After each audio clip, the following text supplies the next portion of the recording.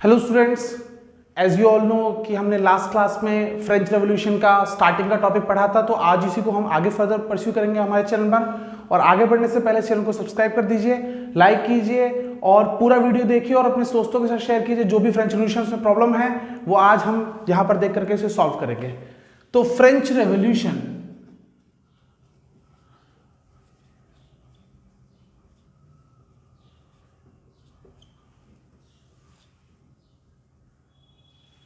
French revolution की बात अगर हम करते हैं बच्चों, तो वहां पर हम लोगों ने लास्ट टाइम देखा था कि कैसे क्या चीजें हो रही थी, क्या स्थिति हो रही थी।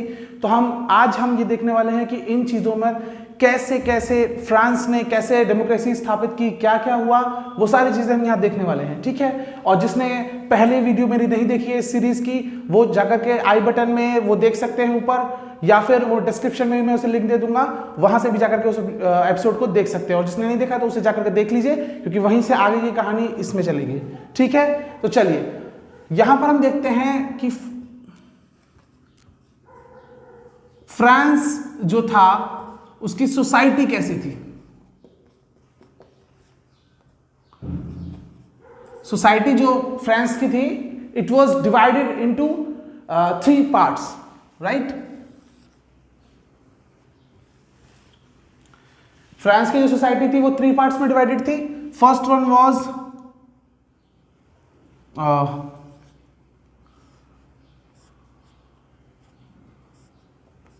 देवर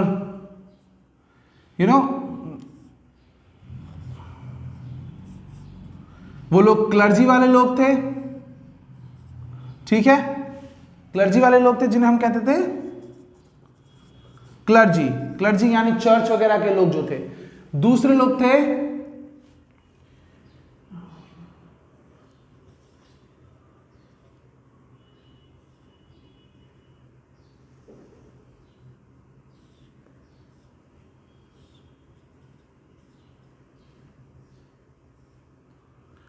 राजा और उसकी फैमिली वाले लोग, जिनको हम क्या कहते थे,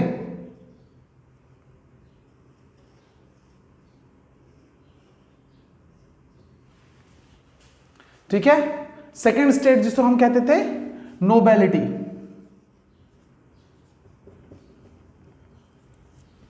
और तीसरा स्टेट था जिसमें बहुत सारे लोग आम जन आते थे, नॉर्मल वकील या फिर आपके आम आदमी वहां के। और सबसे इंपॉर्टेंट जो लोग थे उसमें वो थे बेचारे वहां के किसान और आम आदमी, ठीक है। इसको फर्स्ट स्टेट कहते हैं, इसको सेकंड स्टेट कहते हैं और इसको थर्ड स्टेट कहते हैं, ठीक है। First state, second state, third state. और एक चीज और हम देखेंगे, इनके पास सबसे ज्यादा 90% ऑफ पॉपुलेशन जो था वो वहां पर फार्मर्स का था, लेकिन 60% of the land it was owned by these two,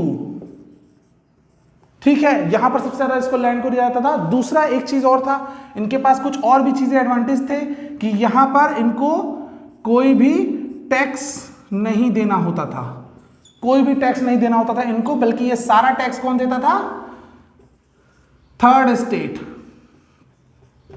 कौन दे रहा था बच्चों, थर्ड स्टेट ये टैक्स दे रहा था, ठीक है। ये टैक्स सारा दे रहे थे। दूसरी चीज एक और थी कि ये लोगों के लिए, तो पहला तो हो गया हमारा ऑप्शन टैक्स जो थर्ड स्टेट को देना पड़ता था, ठीक है, और इनको प्रिविलेजेस थी, ये लोग कोई टैक्स नहीं देते थे। दूसरा हो गया इन लोगों के सारे काम इन लोगों को करने पड़ते थे। थर्ड स्टेट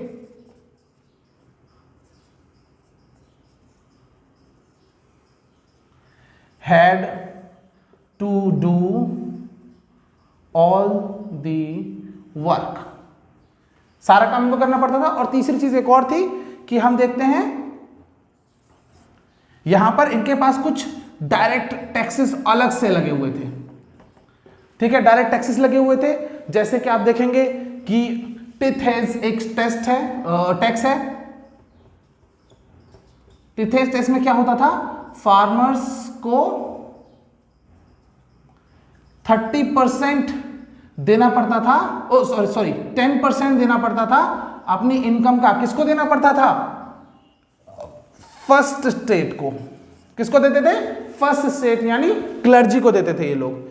और उसके अलावा एक और टैक्स था, टाइल्स या टेलेस बोलते हैं जिसको, ये भी एक डायरेक्ट टैक्स था जिसको ये नोबेलिटी को पे करते थे। यानी कि बहुत सारे डायरेक्ट टैक्सेस भी थे और ये सारी चीजें प्रॉब्लम हो रही थी, तो वो हम देखेंगे कि क्या है। यहां तक आप इसको कर लीजिए, इसको नोट करना है नोट कर लीजिए, स्क्रीनशॉट ले लीजिए, इसके आगे फिर हम बढ़ते हैं।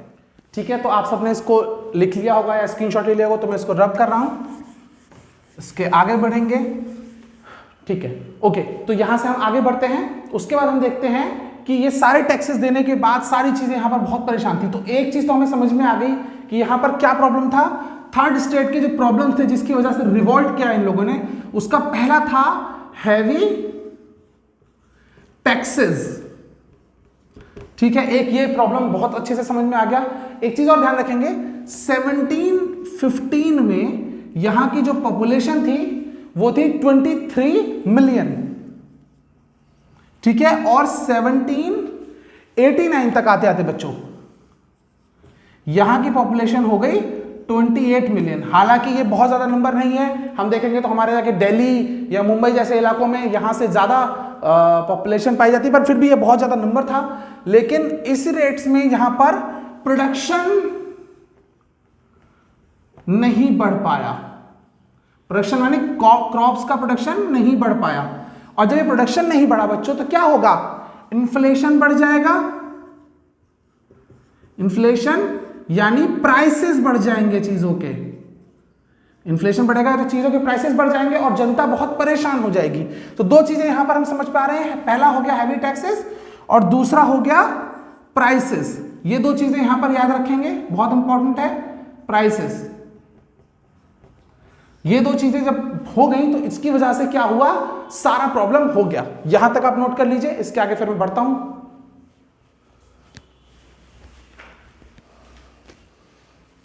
ठीक है, यहां तक आपने नोट कर लिया, अब इसको आगे बढ़ेंगे। एक याद रखेंगे यहां पर कि एक बहुत इंपॉर्टेंट डेट जो हमने लास्ट टाइम भी करी थी बच्चों, 14 जुलाई 1789, यहां पर सारी चीजें शुरू हो गई। अब एक्चुअल में ऐसा होगा कि देखो, ऐसा तो नहीं है कि इनको एक सपना आ गया कि हमें चल के उठ करके जाके रिवॉर्ड कर देना, ऐसा कुछ नहीं था। क्या था, लोगों ने अलग अलग तरह के, कुछ लोग थे, कुछ फिलोसोफर्स थे जिन्होंने इनको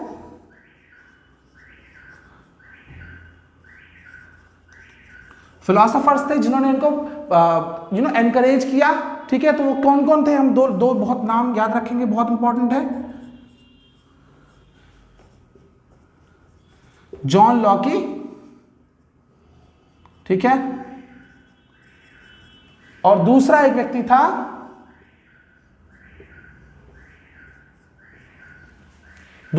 था क्या बताता नाम उसका, जीन जैक रूसो।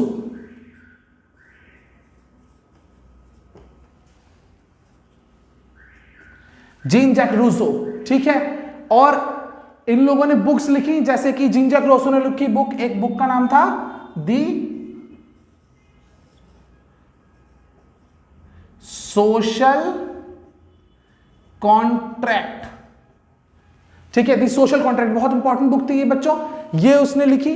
ठीक है, और जॉन लॉकी ने भी बुक लिखी। एक और व्यक्ति था बच्चा जो याद रखेंगे सब लोग, उसका नाम था, ठीक है, उसका क्या नाम था बच्चों, उसका नाम था मॉन्टेस्क्यू। और मॉन्टेस्क्यू ने क्या कहा कि जो भी पावर होती है, जो कि आज तक सिर्फ पावर किसके पास थी, सारी राजा के पास थी, और उसके एवज में थोड़ा क्लर्जी भी आसानी से जीवन गुजार रहे थे, लेकिन ऐसा नहीं था। इन्होंने क्या किया, मॉन्टेस्क्यू ने कहा that the power must be divided. It should be divided into 3 parts. सबको पता है बच्चों क्या कौन से पार्ट हो सकते हैं जो हमारे यहाँ भी आजकल चल रहा है। ठीक है, कौन कौन से पार्ट होंगे, जुडिशरी, एग्जीक्यूटिव और लेजिस्लेचर। तो ये जो 3 पार्ट्स हैं, जुडिशरी और एग्जीक्यूटिव और तीसरा लेजिस्लेचर। तो ये तीनों पार्ट्स में इसको डिवाइड कर लिया गया। ठीक है बच्चों, यहां तक समझ गए? यहां तक का नोट कर लीजिए। आज के लेक्चर में सिर्फ इतना ही है, बाकी का लेक्चर में हम लोग बाकी की चीजें जो है वो हम लोग नेक्स्ट चैप्टर में समझेंगे और अच्छे से याद करेंगे। यहां तक का आप काम कर लीजिए। होमवर्क में मैं आपको दे रहा हूं, आपको पता करना है कि जॉन लॉकी ने कौन सी बुक लिखी थी।